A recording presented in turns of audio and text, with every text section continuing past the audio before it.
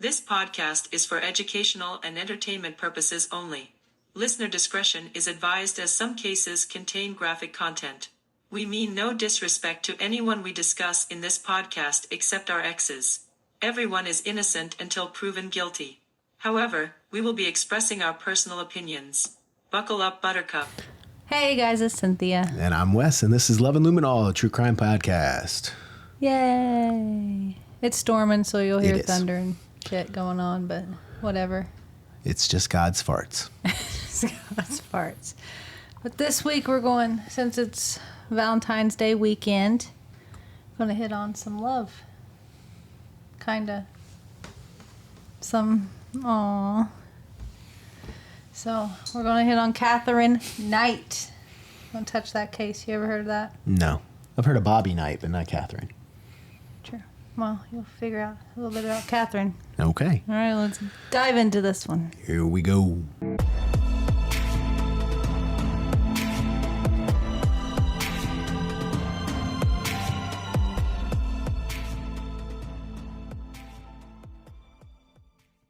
Anyway, guys, you may notice an occasional bug fly by. It's ladybugs. Bad thing about living in the corn state, they're everywhere. So... And I just took a vacuum to all of them, and now they're back. They are. And I threw them outside. So comment the time you see one crawl in my drink, and then you will know. Yeah. We won't say anything. We'll just let you drink. I figured, but it'd be nice to go back in the comments, say at 3 minutes and 42 seconds. She swallowed 6 of them a went in there. ladybug. Yep. So let me know. It's not a bad drink. I like it. Fresh ladybug flavor. Raspberry lemonade, guys. Anyway. This week, you got any big news? Anything happening? No. We are on Book Talk. We're currently on this with him, Onyx Storm. I'm about there. Yeah. He's about there, so maybe not much longer. We don't promise anything anymore. True. And this one I'm reading on my own at the same time. Heartless Heathens, so, because smut. So we'll have that review too, probably around the time we do the other one, maybe. I don't know. Word. That's about all that's going on right now. Yep. Like we mentioned, Maybelle's no longer with us, but she's here in spirit with this episode. So this is her little urn with her picture on the front. She stays in our room on our little display shelf there, but figure we bring her out for this episode. So Katherine Knight. Nope. And There's the light. There's the ladybug. They like the lights, don't they? They do. 1, 2, 3, 4, 5, 6, 7. I count 20,000. 20,000.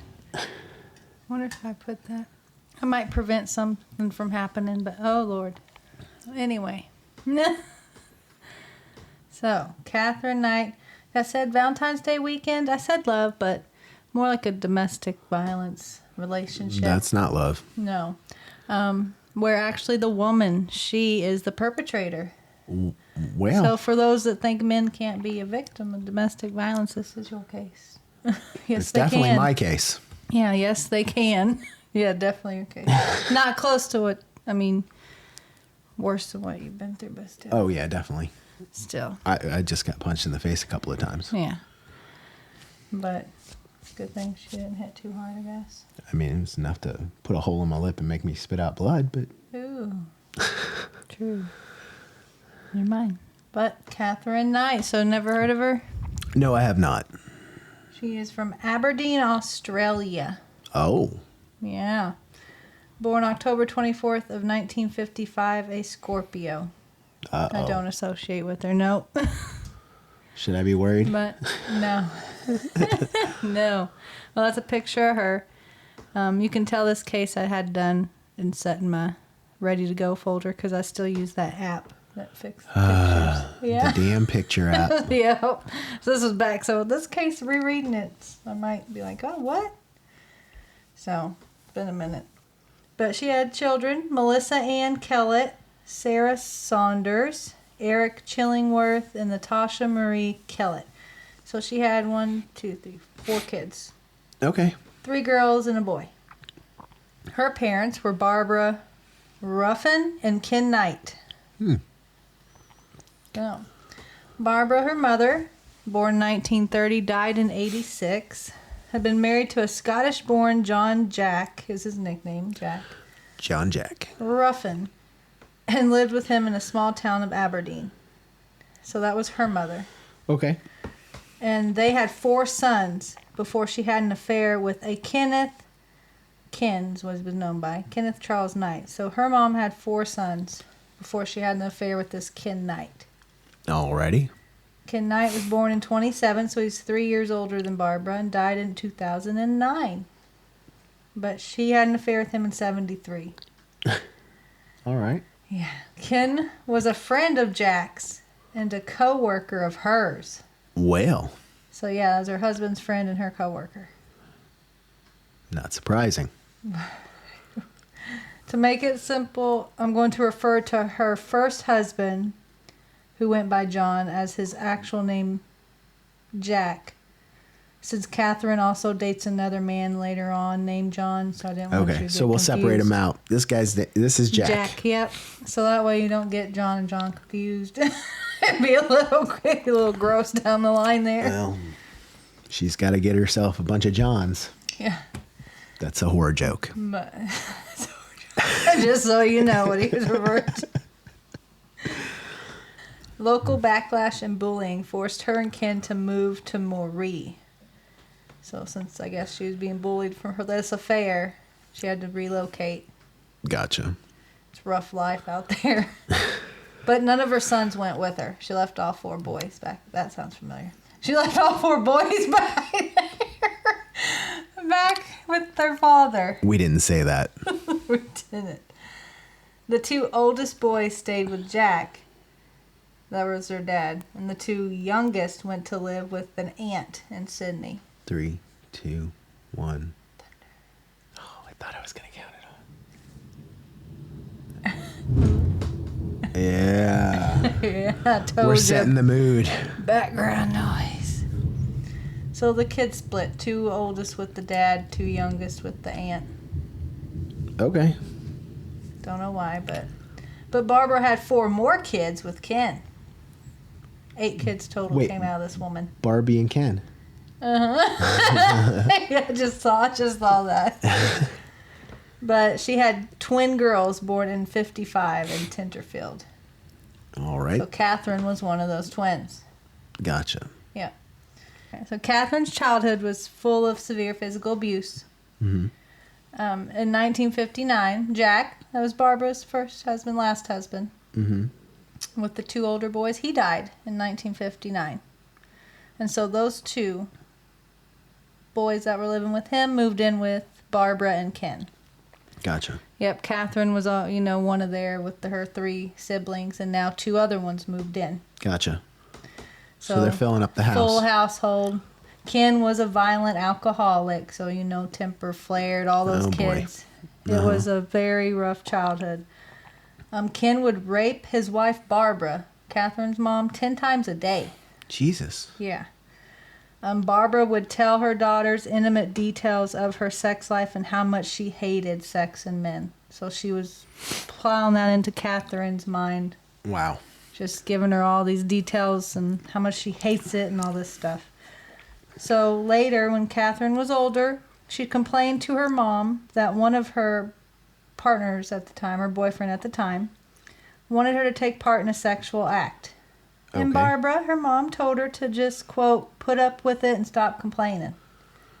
Okay. Yeah, Mother of the Year. It's like, Lord.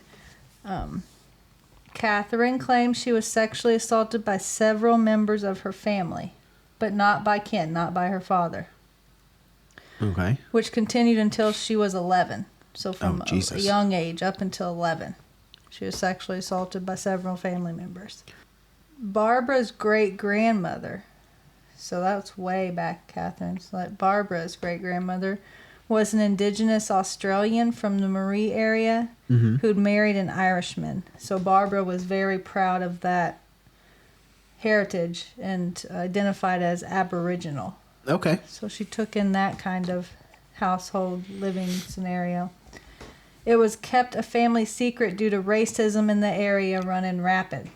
Very racist area at the time. Huh.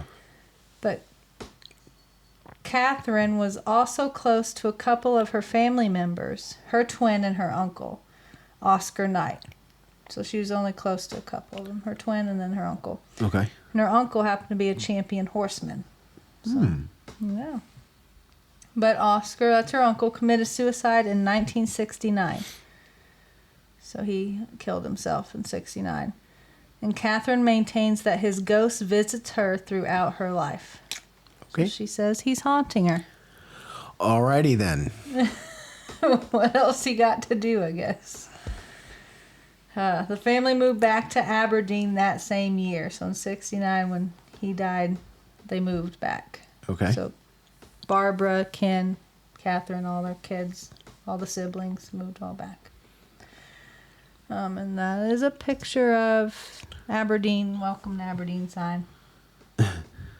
The picture on the sign almost looks like it almost looks like it's a window into what's behind the sign.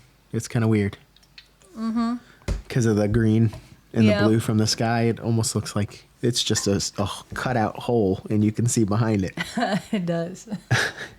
That's interesting. It is. But pretty green grass around there.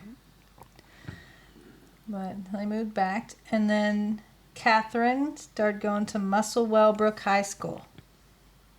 So. Alrighty. So she had to transfer schools, of course. Went back to Muswellbrook. Is it Muswellbrook or Musselwellbrook? It's Muswell Brook. Muswellbrook. Muswell. Okay.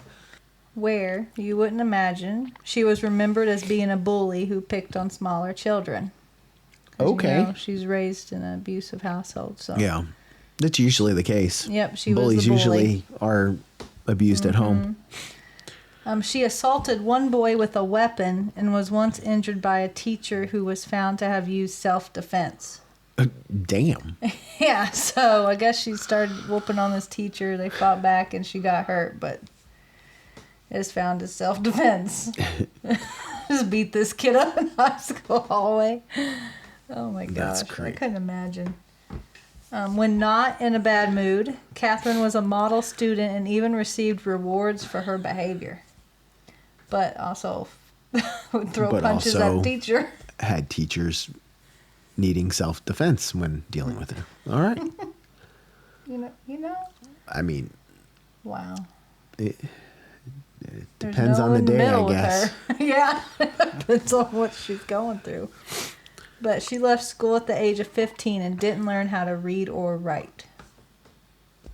Well, that's a bit confusing. Yes. I mean, I get leaving at 15 from school and maybe not learning everything you should, but reading and writing should have been pretty solidified by 15. I don't know, maybe... I don't know what year, because she was born 55. So at 15, that would have been the 1970 in Australia. I don't know when they taught you. I would assume... I would assume it had been earlier than high school. Yeah. But I also don't know what her school life was like before, because this was after she moved back home to Aberdeen. So she may have been homeschooled before this point and just never know how to. Could be. I don't know how she made it back into high school and stayed that long, but. I don't know. I don't know how she'd be getting by Yeah. in school without knowing how to read and write. I don't know either, but that's a picture of her in school. It's her school photo. Okay. She gained employment as a cutter in a clothing factory. All right. So she worked there for a year before leaving to start her, quote, dream job, which is cutting up offal at the local abattoir. And I looked that up. Offal, please tell me. Offal or whatever, Offal. OFFAL, is the internal organs and entrails of an animal used as food. Oh. And an abattoir, which is ABATTOIR, Is it like a butcher? is a slaughterhouse. And that's the British name for slaughterhouse. Interesting. Abattoir. So she wanted to be a butcher at a slaughterhouse. That's a red flag. Right? That's her dream job. That's a dream job. That's definitely a what- red flag. Yeah. I mean, I can understand you're like, I got this job. I got to do it. It's gross. I've gotten kind of good at it, whatever, but Be like, that's not what really I your wanna dream do. job. Yeah. What do you want to do when you grow up? Take the offals out. I want to pull out the Offals. intestines of animals. Side note, I can definitely tell your program touched this photo. Yeah. The edges of her glasses are just It's non-existent. just gone. That's how clean her specs were. It just There were some blended crystal it. clear lenses, and the program just did not realize they were even there. Yeah, it just blended them right in. Okay. But she was quickly promoted to boning and was given her own set of butcher knives. That's what you want to give out is employee recognition. Why do I feel like I know the direction this is going? I mean, why bring all that up unless this is Oh, it goes a direction. unless there's going to be some cutting later. And this part will get you. But she got her own set of butcher knives as a promotion for work, whatever. She hung them over her bed, stating that they, quote, would always be handy if I needed them. So they were hanging on the ceiling. I have a picture of this, mind you. Oh my God. Different kind of weapons dangling above her bed. Holy shit. I wouldn't sleep under that. I'd be afraid they'd fall. You're lost. I'm for just words. lost for words right now. That's Look, this thing has like a. Oh no. I'd Those- be afraid to impale myself while I slept. those don't look like butcher knives though. What is all that? I don't know, That's but like she's farming got- equipment. Yeah, and then she's got different things hanging. She had butcher. See, right there's the top of one knife, and there was one knife hanging there. Like I get She had like them back against her headboard. It looked like. I get hanging. Yeah, I mean I get hanging like old farming equipment up. I need Like another your drink. dad has old farming equipment hanging on the outside of his house and stuff, kind of Yeah, on like the that. porch, like decor. Similar stuff, but This is above her from bed. the ceiling right above where you sleep, that seems a bit. Yeah. She also has the same set of horns he has in his. Should we living be room, worried? But yeah. What is all this other stuff hanging? It looks look like jars and stuff. cans and yeah, which is that adds even creepier factor to me that she's got jars hanging besides knives and farming equipment. But Oh no. no, That is not something you want hanging above you while you sleep, though. Definitely not. no. But despite this, she had a lot of relationships, Okay. all unstable and all ended in incidents of violence. Imagine that. Weird. You're like, huh? I can't imagine it being like that. I mean, stuff just falling off the ceiling. You're sleeping. That's her story. It just fell from the ceiling, I swear. But around the time with the promotion and hanging weapons from the wall, she met her first husband around that same time. And his name is David. And David had a drinking problem which stemmed from 2 traumatic incidents from his previous railway job at Coffs Harbor. First, when his best friend was killed in front of him in a shunting accident. A shunting accident. Yes. And later, when he rescued injured occupants of a school bus in Kempsey, which had been struck by a train, killing 6 kids. So went through some crap, probably had PTSD, was drinking a lot. I'll bet. Yeah. I'm confused about the shunting accident. I shan't know what it is. I didn't look that up. I assumed you know what a shunting is. I don't. I don't either. Continue, and I will Google. You Google it while I continue. Shunting. Figure out what a shunting The act accident. of the act of one who shunts. Worked on a railway, so Yeah. Maybe they have something to do with each other.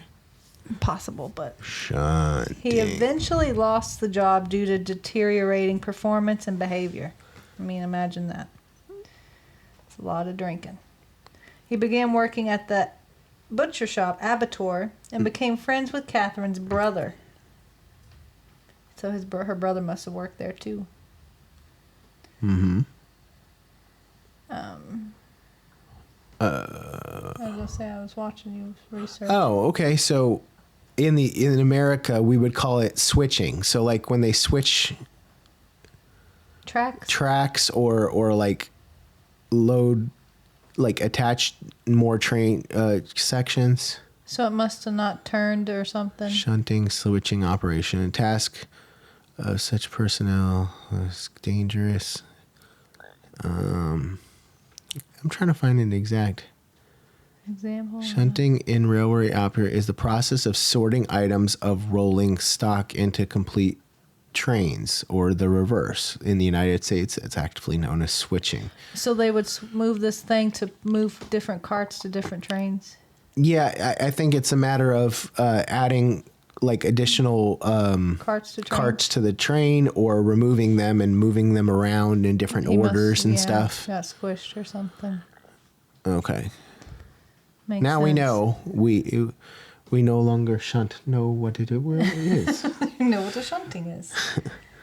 But continuing on, if David got into a fight, Catherine would step in and back him up with her fists. Damn. She was known at work for physically threatening anyone who upset her. So yeah, she'd kick your ass. Yeah, Cynthia. Oh no. But she married David Stanford Kellett. So David Stanford Kellett in 1974. Okay. And there's a picture of somebody. That's him. Poor David. The couple arrived at their wedding service, on her motorcycle with a very drunk David on the pillion. So on the side there. I have a picture pillion. of that, I think. That's their wedding day. It merely made her glasses jacked up again. Give her a hair lip, too. Gave her a hair lip. Gave her her eyes squinted. Again, you did this before from a long time ago. You've had this case kind of sitting on the computer. Yeah. So just so everybody knows, I don't think she's using this program anymore. No. And speaking of that, I think I need to cancel that subscription. It's 99 cents a month or something. Oh. Yeah, figure that out. Well, but that's David. So, on their wedding night, Catherine tried to strangle David. You know, happy honeymoon. It's just that quickly. It usually takes a couple of years before you get to that point. Or a fight about breakfast. Yeah, but she explained that it was because he fell asleep after only having sex 3 times. What? He didn't put out enough. He put out 3 times and he passed out and she strangled him. Normally, you want me to choke you during, not because I'm not. Not after. But it's needless to say, the start was rough. The marriage was violent, but you probably figured that out. Yeah, this is fucked up. Yeah.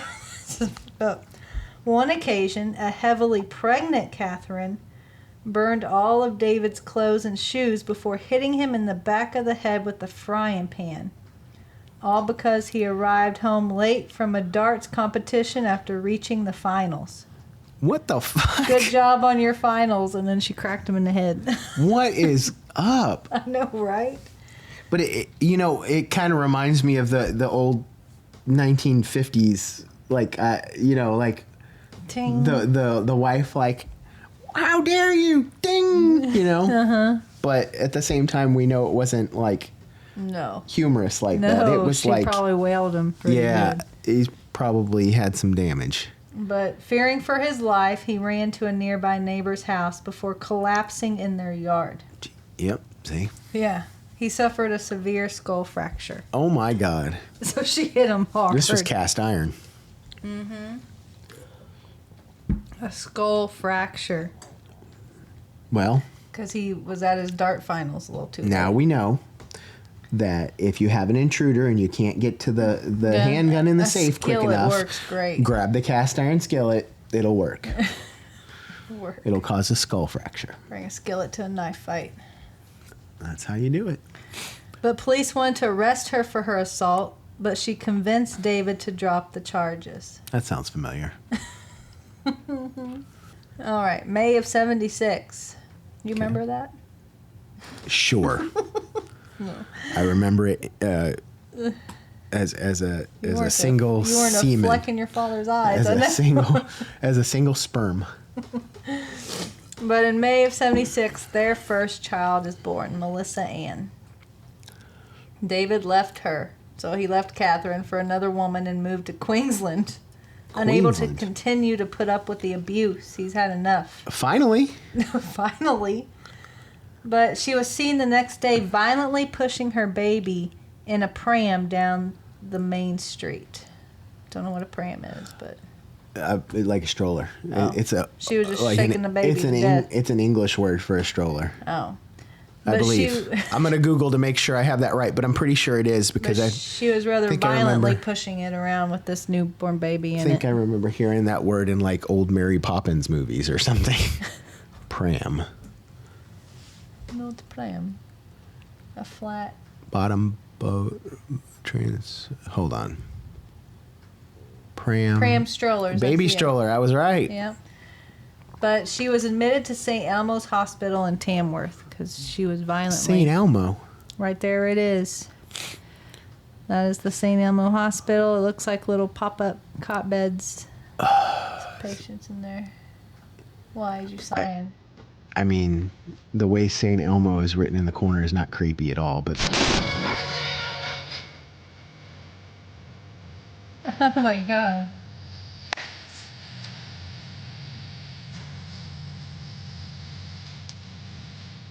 Here we go. She was diagnosed with postnatal depression and spent several weeks recovering. After being released, she placed her 2-month-old daughter on a train track. Oh my God. Yeah. A homeless man known as Old Ted found and rescued Melissa only minutes before a train came flying by.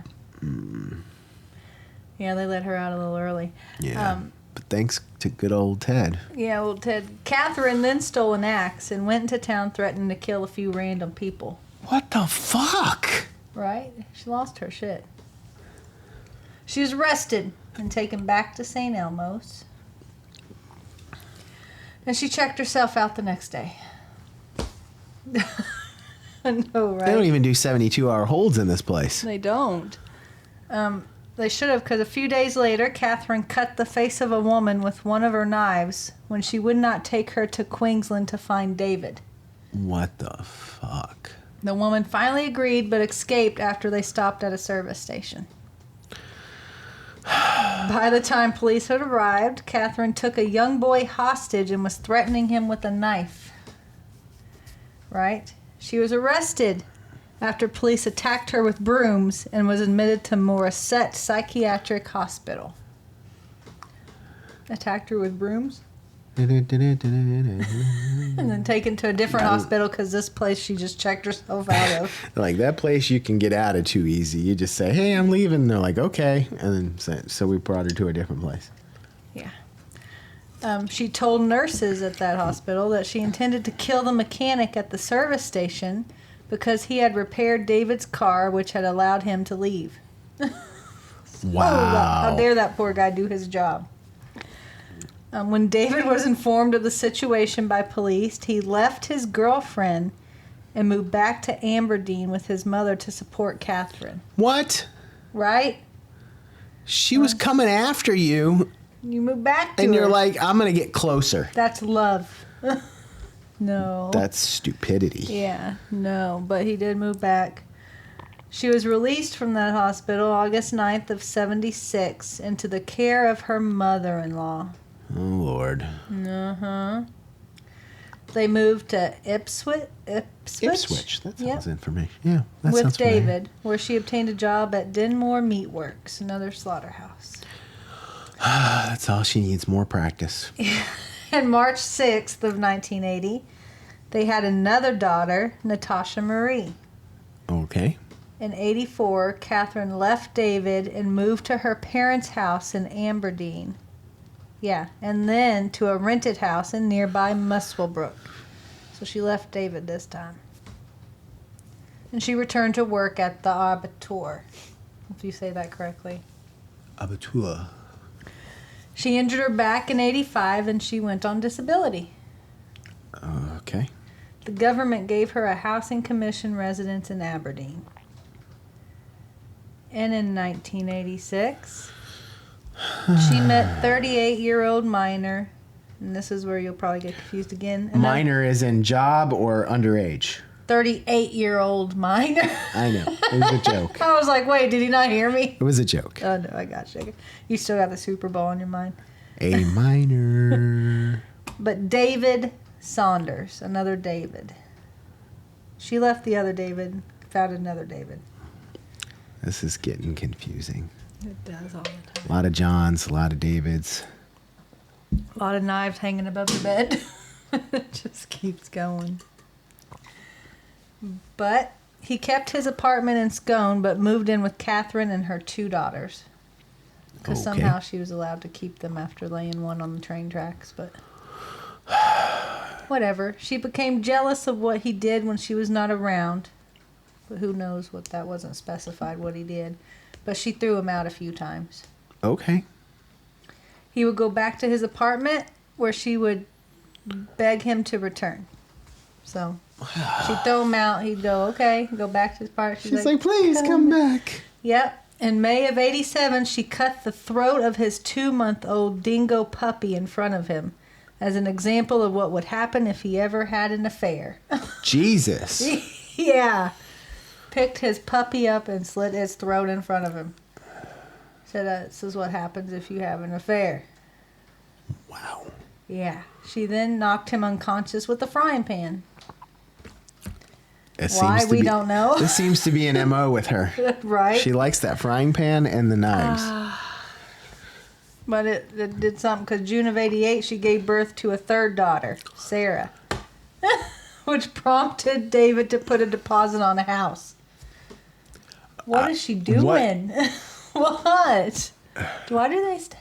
I don't know. I can't speak of anything, but I mean, it must be stayed. amazing. I stayed when I shouldn't have stayed, but No, I'm just saying it must be amazing. I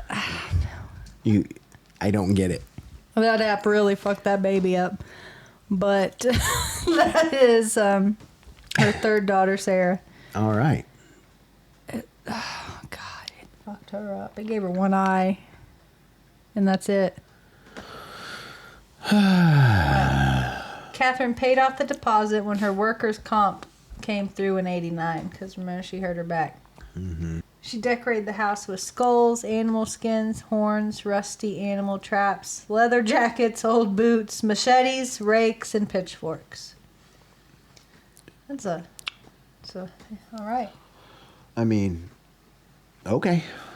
David moved back to Scone after an argument led to Catherine hitting him in the face with an iron before stabbing him in the abdomen with a pair of scissors. And then he moved back to Scone. He later returned to discover she cut up all his clothes. I'm sorry, baby. Let me come on back after that. She stabbed him. My God. But after that, he took a long service leave and went into hiding. Catherine could never get anyone to tell her where he was. So he's like, I'm out. Deuces. He went in his own witness protection. Several months later, he returned What the? to visit his daughter and discovered that Catherine had told the police that she was terrified of him. Okay. So they issued her an AVO against him, which is an apprehended violence order, which is a protection order, kind of. Yeah. So he randomly popped back up to realize he had a protective order against him. Even though he was the one who was fucking got stabbed. Yeah. Okay. And it was noted that the relationship ended after that. I thought it was already over before that, but that was it. No, he couldn't do no more. That was the last straw. That was it. A protective order. How dare you say I'm the violent one? Oh, Lord. But after a string of failed relationships, she met John Price in 1993. This is the second John I mentioned. Okay. So John Charles Thomas Price, 44 years old. All right. That's him. Oh, boy. Oh, boy. All right. And he was a local miner, so she has a type. Miners or She butchers. likes, just like Drake, she likes miners. Yep. And Trump.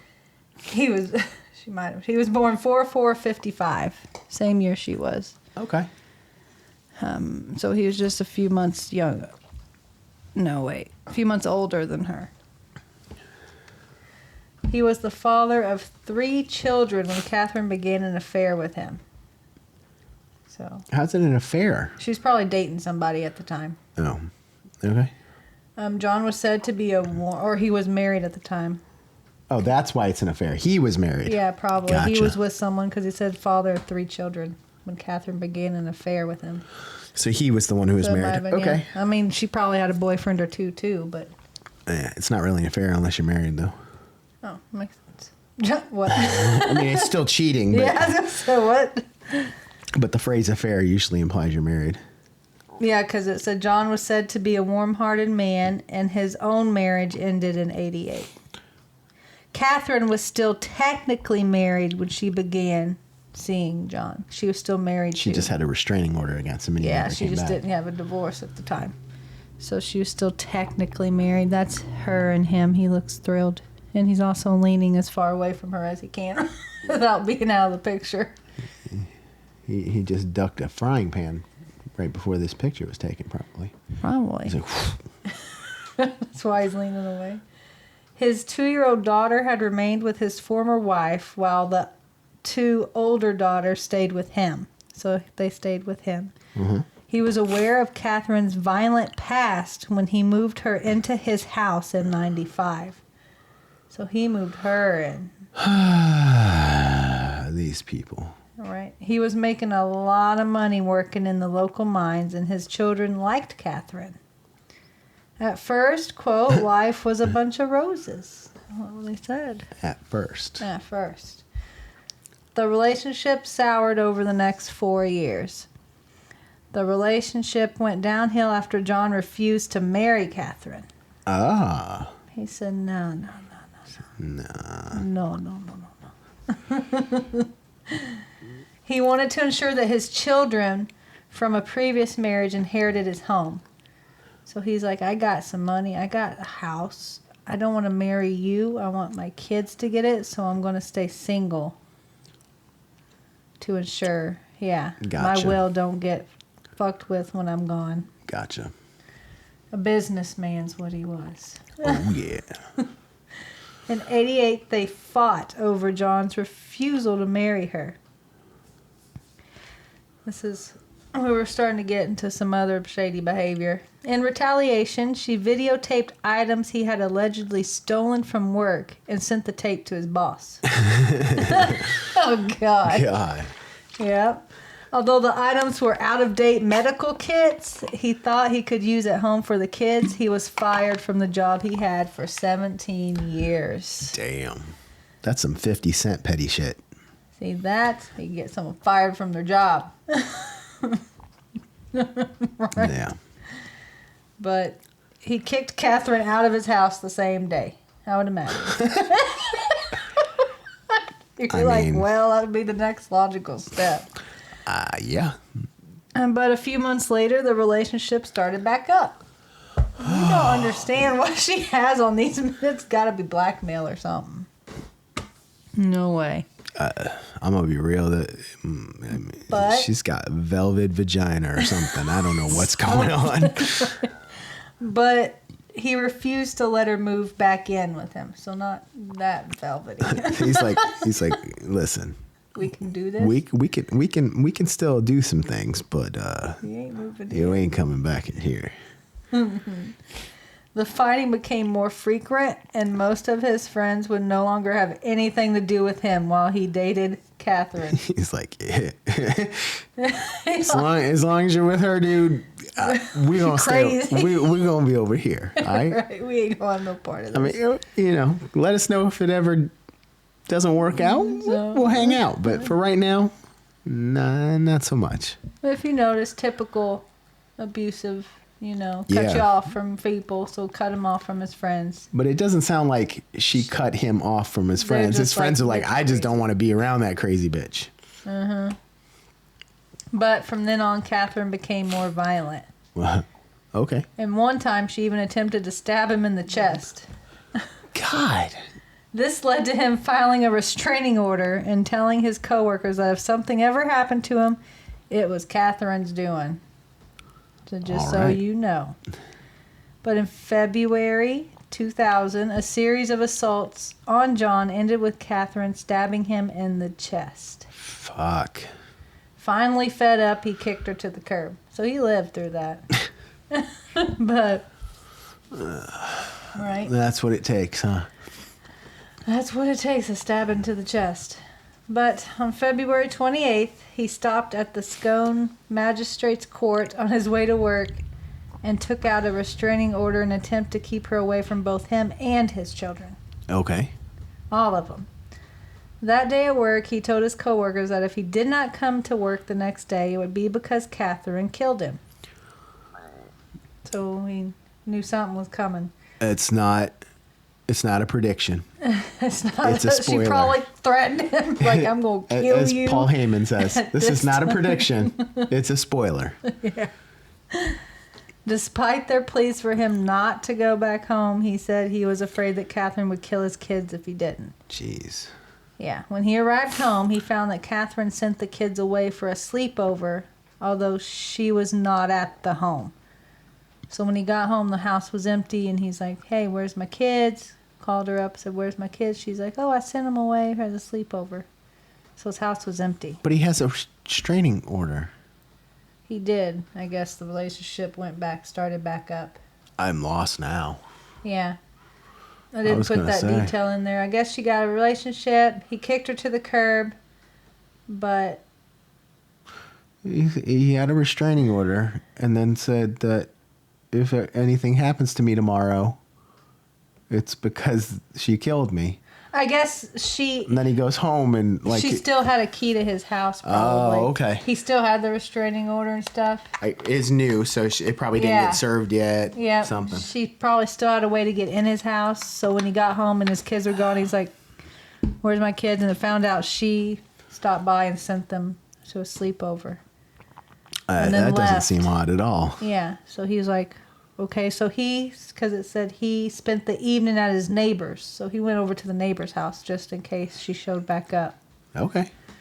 And returned home to go to bed at 11 p.m. Alrighty. So that's his little house there. Well. Is that really that bright red, or is that the picture? I don't know. It's red. It is. And the police tape over there is white and black. So we know something's about to happen here. Yep, because February 29th, Katherine entered John's home while he was asleep. Alrighty. She watched some TV for a few minutes before having a shower. Okay. She then surprised him and woke him up to have sex before he fell back asleep. Don't know why he was for it, but whatever. I mean, I told you, there's something about it. There's something about that. They wouldn't all just keep randomly coming back after being stabbed if it wasn't really damn good. I don't know, but they had sex. He went to sleep, and then she stabbed him with a butcher knife while he was sleeping. Okay. But she just continued to stab him another 37 times. Oh. Yeah, so this one wasn't a one and a kick her out and come back. This was 37 repeated stabbings. Jesus. According to blood evidence, it didn't end well for him. John woke and tried to turn the light on before attempting to escape while Katherine still chased him through the house, stabbing him. Fuck. Yeah. He managed to open the front door and make it outside. He either stumbled back inside or was dragged back in. God. Because he was in the hallway where he finally bled out. She's like, get back here. There's a pic of the hallway. Holy shit. There's the whole back of the hallway is like flooded with blood, it looked like. Wow. Yeah. It almost looks like finger marks or drag marks or something. Jesus. She dragged him back through there, looks like OJ's sidewalk. It does, doesn't it? But that's, yeah. Now this is where we're going to go with the few. We're going to get into some shit, so trigger warning. I feel this is going into her profession a little bit.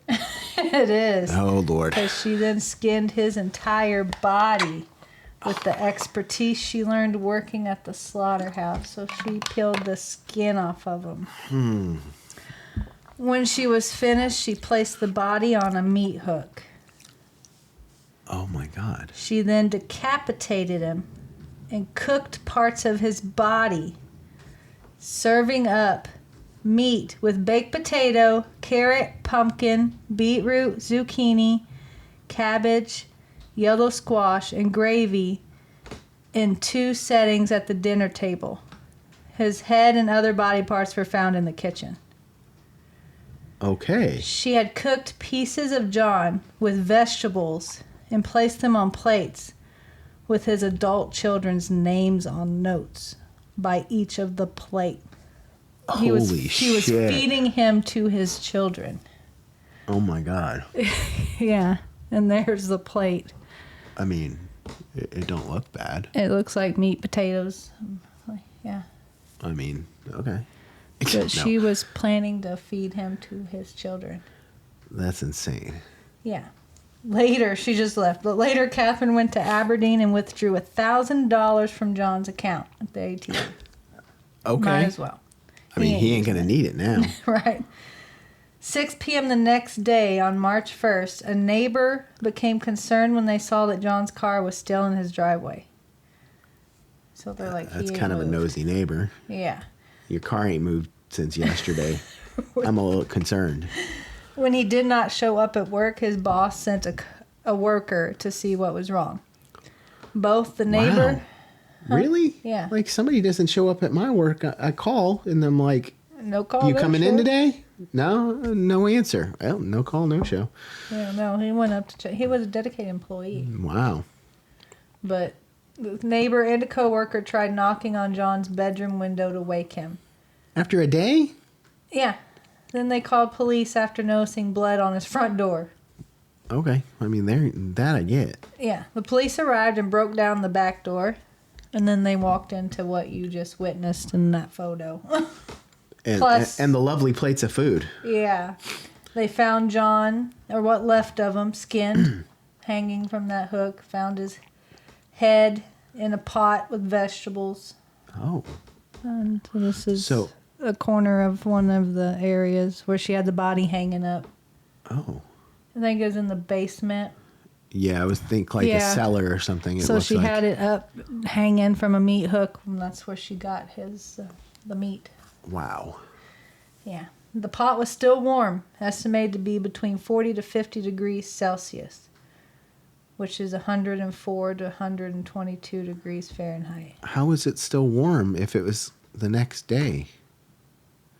Because they're saying that, but when it was cooked, it was between that degrees, because when she turned it off and left, it was still warm when they got there. A whole day later? It was still warm. So they're saying don't it make had no to be between 104 and 122 degrees Fahrenheit when she was cooking it.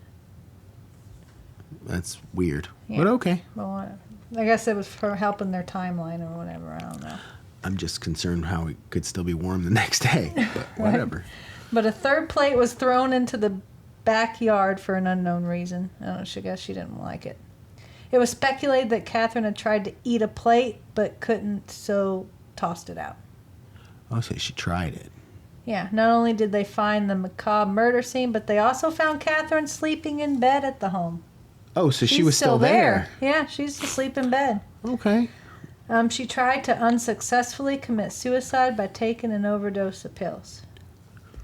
But she was Alrighty. still there, and that's the pot his head was in. Oh, okay. Nice metal pan. I'm glad the lid's on it. Me too. But that is the pan.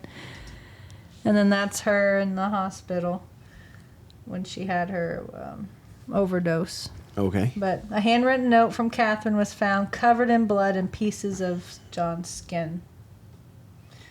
It said, quote, "Time got you back, Jonathan, for raping my daughter. You to Beck for Ross, for little John. Now play with little John's dick, John Price." That's what her note said. I don't know. But it was so misspelled. Like, daughter was spelled like Douter. And like raping was rapping, Rapping. Like she had everything spelled wrong. Yeah. Because she couldn't read and write, so Yeah. she was learning a little bit as she went. But the accusations in the note, whatever they may have been, I guess him raping her daughter or whatever, was found to be groundless and unfounded. So it was just accusations. I mean, ask the daughter, I guess, but, Yeah. you know. When police first arrived at the scene, they were confounded by the amount of blood inside of the residence. So, like, Wow. that all came back from him. Investigators later concluded that John had attempted to flee during the attack, but was overpowered by Katherine. And was stabbing him in the back as he tried to escape. So there was blood all through the house, out, and she dragged him back in through. Damn. I mean, of course, did her whatever, so.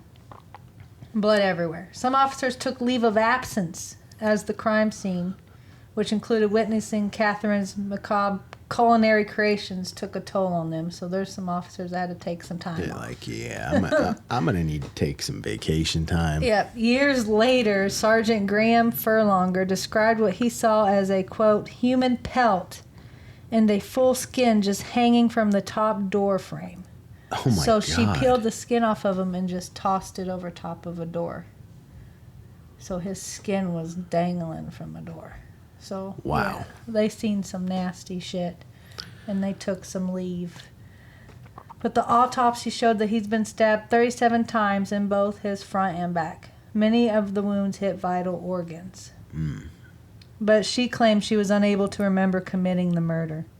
Blew her mind. Never remembered. But that was a lot of precision and cutting You for can't not remembering. You can't remember killing him, but you skinned him, hung his Cooked him. body up, cut pieces prepared off of it, cooked it, made plates, wrote notes. Tried a bite or two, maybe. God. Couldn't remember any of it. Can't remember none of that. No. But March 2nd, 2001, she was charged with murdering John. 2001? Mm-hmm. Wow. Okay. Yeah. At first, Katherine pled not guilty. Didn't do it. It wasn't me. On me. But she wanted to plead guilty to manslaughter, but her plea was denied. They're like, this is too awful for manslaughter. Manslaughter? She was evaluated by a psychiatrist who believed her sudden amnesia was all an act. Good for her. So that didn't work out for her. Yeah. She was found fit to stand in her trial. So they said, you're full of shit. She's good to go. And then sent her to trial. Trial was initially set for July 23rd of 2001. But her lawyer was sick, so it was moved to October 15th of 2001. He got the cold or something. Justice Barry O'Keefe presided over this case.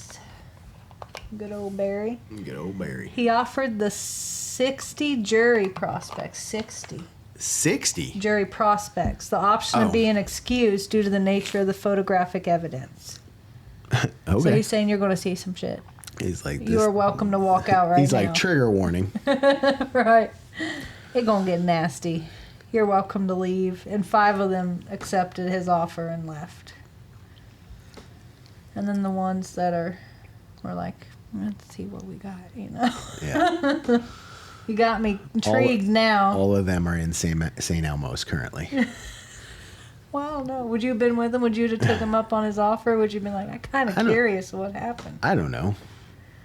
I mean, depends on how he described it, I guess. If he's really adamant about how disturbing it would be, I'd probably be like, yeah, I'm out. I don't know. I think you'd probably be for it. You'd be like, let's see this shit. Do you have autopsy video? Probably. But when the witness list was read out to the prospects, several more also dropped out, after which the jury was paneled.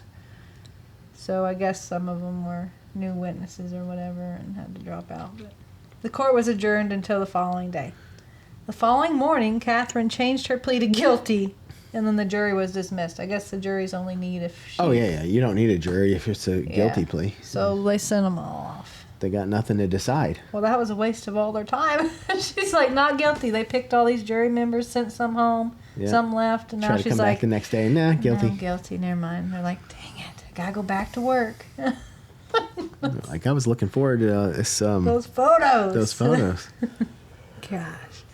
It was then discovered that Justice O'Keefe had been advised of the plea change the day before and adjourned the court so that an ordered psychiatric assessment can be done overnight to determine if Katherine understood the consequences of a guilty plea and was fit to make such a plea. So I guess it was... Like, Judge, we already went through all this.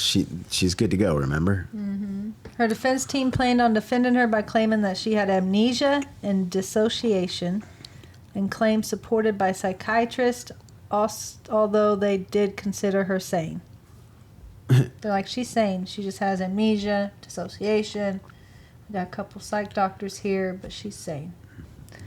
2 psychiatrists concluded that Katherine suffered from borderline personality disorder. You can see it, can't you? I can.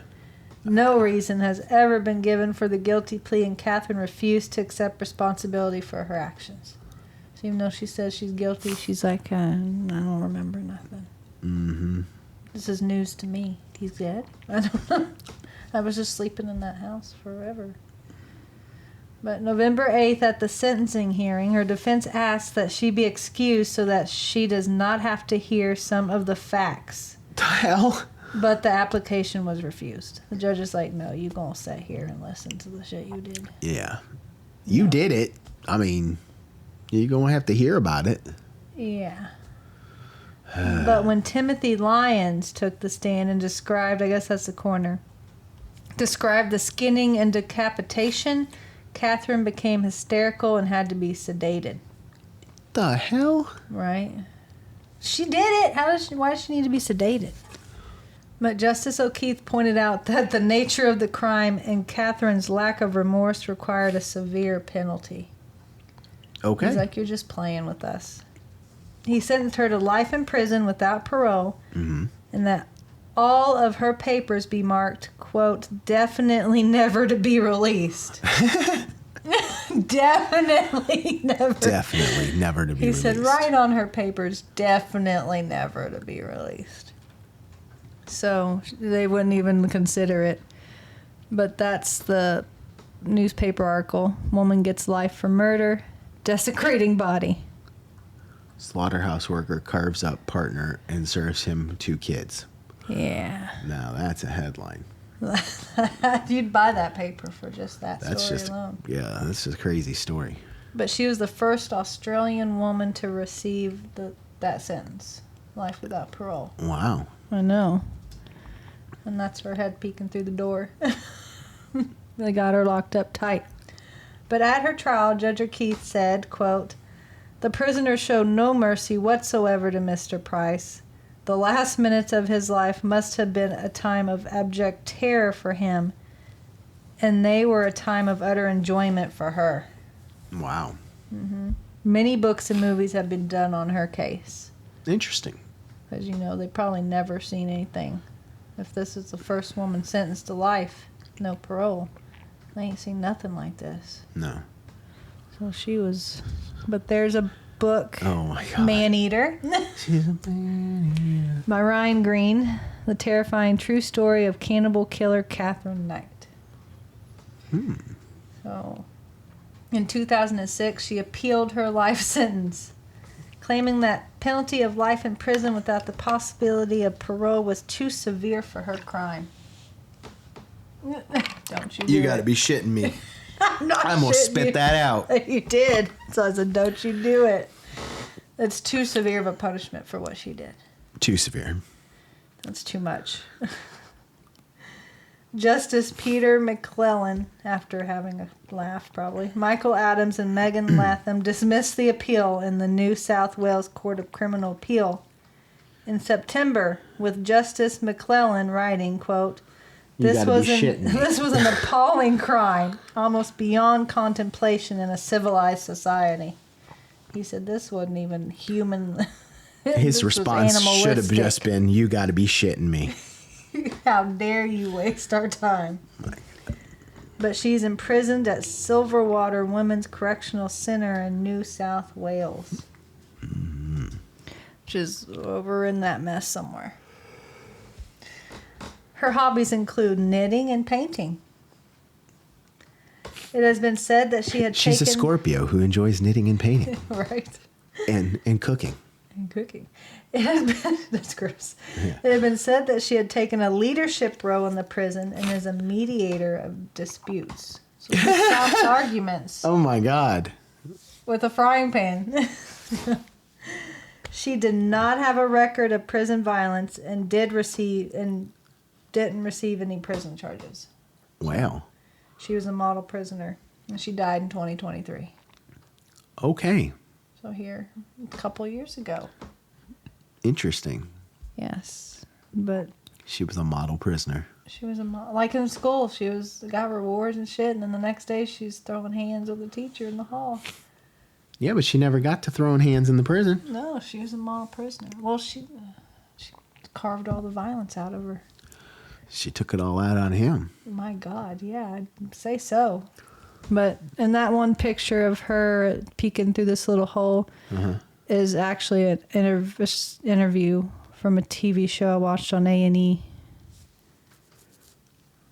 It's like women, whatever show about women in prison for life or whatever. Okay. So she had an episode on that show. Like too. Snapped. Yeah, something like that. But it's women with life sentences. So I saw that episode. And I was like, that'd be a case for Wes to see. Thank You're you. welcome. Thank you. So that was it for Katherine Knight. You want to go buy a nice butcher knife set now? No. No. Definitely not to hang above the bed. To tangle on the ceiling. Knife down. All right, that was it. Crazy. Right? I don't know about you, but I'm hungry. I could eat. She cooked dinner for... She's nice. Prepared dinner for his children. How nice of her. It's crazy. And it blew my mind because there's multiple men. Multiple. Yeah. I mean, she stabbed 2 different men a few times, and they just kept hit him with frying pans, all kinds of shit. Broke into one dude's house, woke him up, and slept with him, and he's just like, okay. Went back to sleep. I'd been like, I just got a protective order against you. Why are you in my bedroom? It's that Buck Cherry song. I'm crazy bitch, bunch of fucks. That's what it is. I'm like, what the God? I'd have been like, broken my house. Whatever. Man. People are... I don't get it. Me either, but there you go. Well, I don't know what to say about it. Me either. That's just yeah. That's about as fucked up as you can get. Yeah, thoughts to her children, his children, family. I hope I didn't see anywhere. I hope to God they didn't eat any of that. It didn't mention it. It didn't even act like they came home. I'm sure if they would have showed up and saw that scene, they would have called the cops. Yeah. So I don't even think they even got to see it, which is good. Yeah. Oh, still horrible to have to go through that trial. Yeah. Alone to hear what she did, but see the pictures. Imagine finding out later that you would have, if you would have came home, that would have been your dinner. What you saw. So thoughts to the family, his family, her children. Man. It's awful. All right. Well, after that shit, feel free to like and subscribe. If you still have an interest in doing so. Oh, no. If you want to find out when we're doing episodes or where they're at, all of our audio and video podcast links are available at loveandluminol.com, along with our social media accounts. It's at loveandluminol everywhere except for X. We don't fuck with that shit. And except the little boy, that kid's awesome. Oh, Little X. Little X is hilarious. I want you to shut the fuck up. I love that he said that to Trump. And he enunciated it so well. Yeah, and Trump's just like, all right. Anyway, Yeah, we're everywhere except for X at Love and Luminol. We're on Blue Sky now, so that's pretty cool. Yeah. That's basically for all the people who don't want to go to X and who were worried about TikTok leaving. Yeah. So we're on Blue Sky. So if TikTok ever goes away, that's probably where we're going to be sitting at. But yeah, that's about all I got. Same. All right. Well, All right. Thanks for hanging out with us. we'll see you next time. See ya. Bye.